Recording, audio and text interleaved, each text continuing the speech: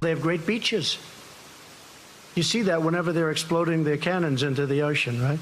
I said, boy, look at that. Wouldn't that make a great condo behind?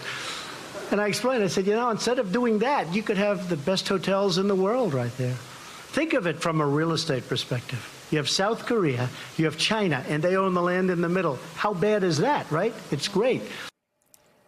I mean, that was a clip from a parody of what a president would say, wasn't it, Mika? Or was that actually Donald Trump last year in Singapore? Yep.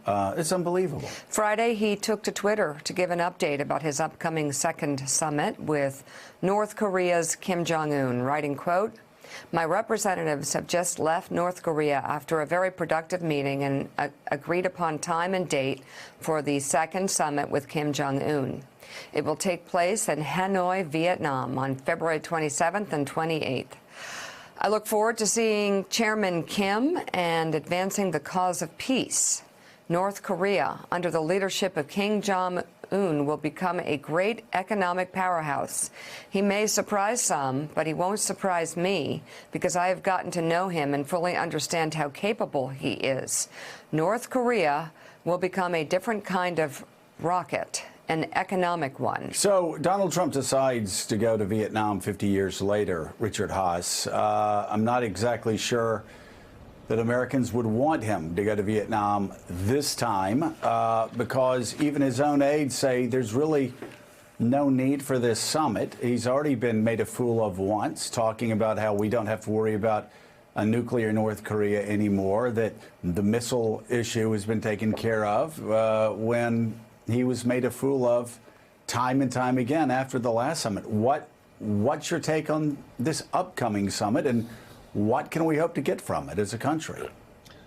Well, let me just say two things. The idea that North Korea is going to become an economic powerhouse is a non-starter. It's one of the poorest countries in the world. And the reason it can't become an economic powerhouse, Joe, is that would mean real market economic reform. And that would mean loosening up the controls over that economy and over that society.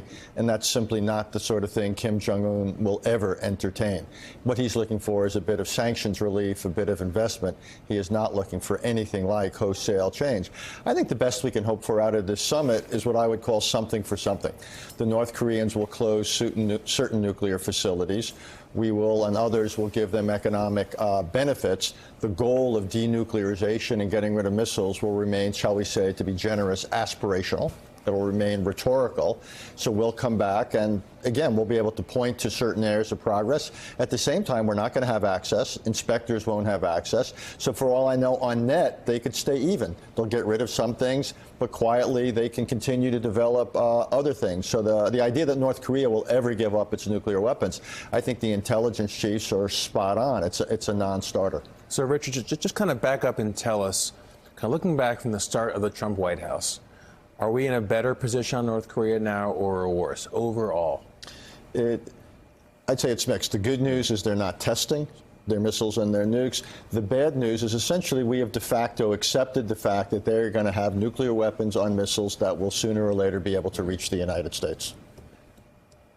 All right, still ahead, Amazon CEO Jeff Bezos has accused the National Enquirer's parent company of blackmail. Now questions are swirling about whether American Media Incorporated violated a federal plea deal. Plus, the president's chief of staff says another government shutdown cannot be ruled out. Casey Hunt will join us with a look at where negotiations have stalled. Morning Joe will be right back. Thanks for checking out MSNBC on YouTube, and make sure you subscribe to stay up to date on the day's biggest stories. And you can click on any of the videos around us to watch more from Morning Joe and MSNBC. Thanks so much for watching.